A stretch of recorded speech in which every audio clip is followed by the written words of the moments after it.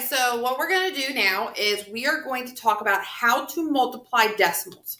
So let's talk about our steps. So our step one is we are going to ignore the decimal right now. We are not lining up our decimals on purpose. What we want to do is we want to line up our last digit. So line up last digit of each number.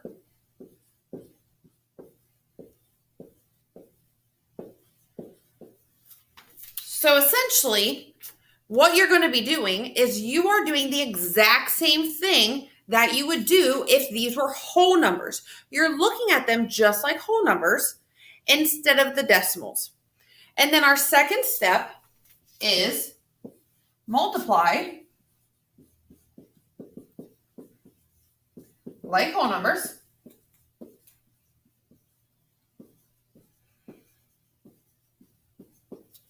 And our final step, once you multiply like whole numbers and you get a product, we have to now take care of our decimal. We have to look at our problem to get us our decimal place in our answer.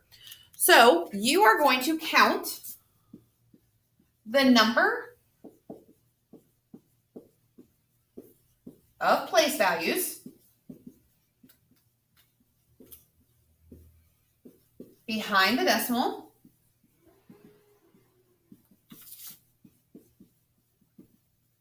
in your problem, and it needs to be the exact same amount in your answer.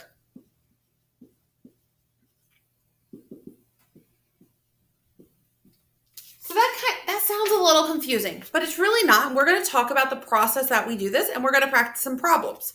So let's look at our first problem and say we have 3 2/10 times 14. So our goal is always to put the longest number on top. Multiplication, the order does not matter. So I can put 3 times 2 to get 6, or I can say 2 times 3 is 6. Both problems give me the same product, so I can put the numbers in whatever order works easiest for me. For this situation, I have 2 digits in both numbers. So I'm going to ignore that, and I'm just going to put whatever number is on top, the first number. Okay, so if you need a trick to help you line this up, you can build a wall, and we are going to butt our numbers up against the wall. So I'm going to put the 2 next to the wall from the 3 2/10, and I'm going to put the 4 against the wall because it's my last digit. And then I'm going to have the 1 under the 3. If you notice, I am not lining up my decimal. I have a decimal between the 3 and the 2, and then the 4 is a whole number, or the 14 is a whole number, so technically the decimal would be after the 4. So I'm going to multiply, and I'm going to multiply as if this says 32 times 14. We always start with the 4 because it's the farthest to the right on the bottom, and we're going to multiply across everything on the top. We're going to start on the right, working towards the left. So 4 times 2 is 8. Then I'm going to do 4 times 3, and that's 12. Because I have no more numbers, I'm going to just pull down the whole number 12 instead of carrying it to the next place. Now I'm moving over 1 place value to the left. To be able to do that in my answer, I have to put a number under the 8 to move my answer to the left. The number that we always put is a 0 because technically I'm not multiplying by 1 in this situation. Technically, I'm multiplying by 10. So this is the 0 from the next place value. So now I'm going to multiply this 1 across everything on the top, starting on the right, working to the left. So 1 times 2 is 2. 1 times 3 is 3. So now we have 2 partial products. So I'm going to need to find my total product by adding those 2 up. So I'm going to now add in columns. So 8 plus 0 is 8. 2 plus 2 is 4. 1 plus 3 is 4. So we've done step 1. We've lined up the last digit. Our step 2 is we multiplied as if this was just whole numbers.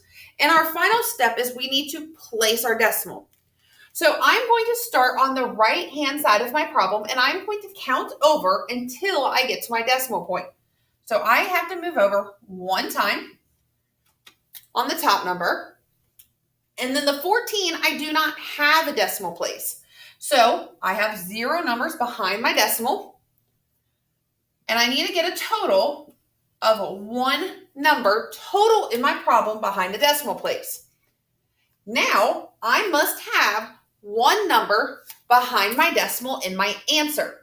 So I'm going to start on the right-hand side, and I'm going to move my decimal to the left 1 time. So now it's between the 4 and the 8. So my product of 3 2/10 times 14 is 44 and 8/10. Let's try again. Let's try another one.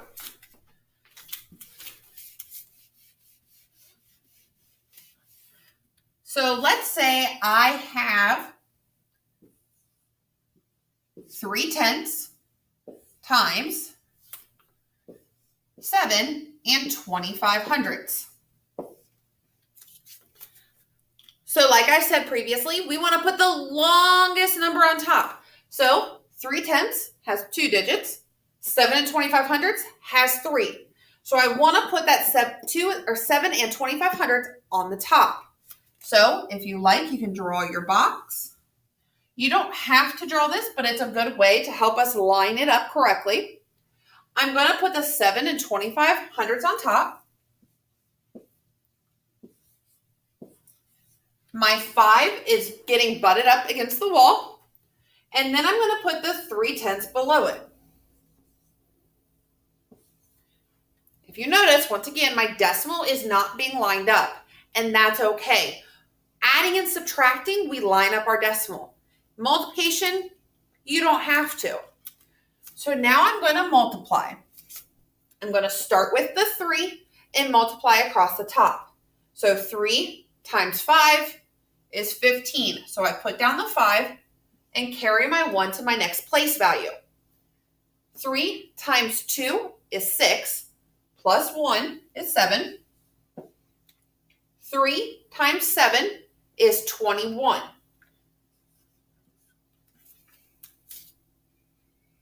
Now I need to place my decimal because I don't actually need to multiply by the 0. Anything times 0 is just 0.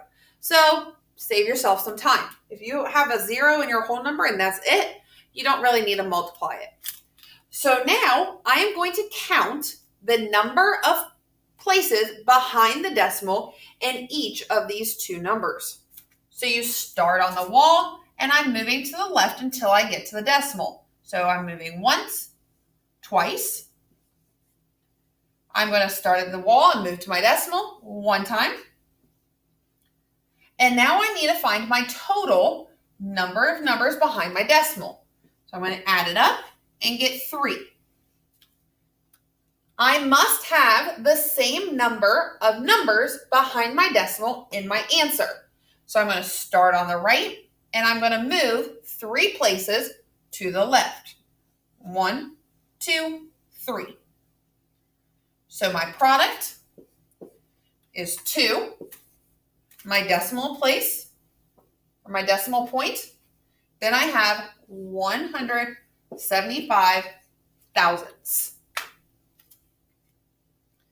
Let's practice one more. And at this point, after you see the problem, I would recommend pausing the video, seeing if you can do it yourself, come back, double check the answer with me.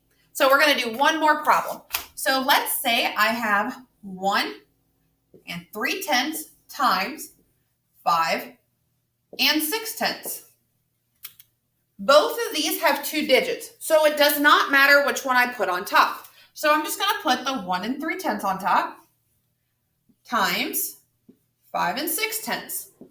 I'm going to do this one without the line, but go ahead and write the line if it makes you more comfortable. On this situation, if you notice, I do have my decimals lined up. It is okay if they do line up.